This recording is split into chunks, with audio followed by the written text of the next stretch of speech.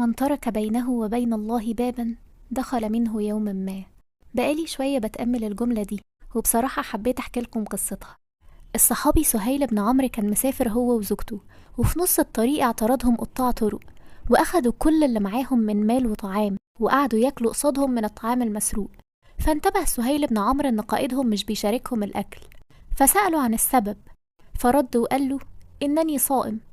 استغرب جدا سهيل وسأله: تسرق وتصوم؟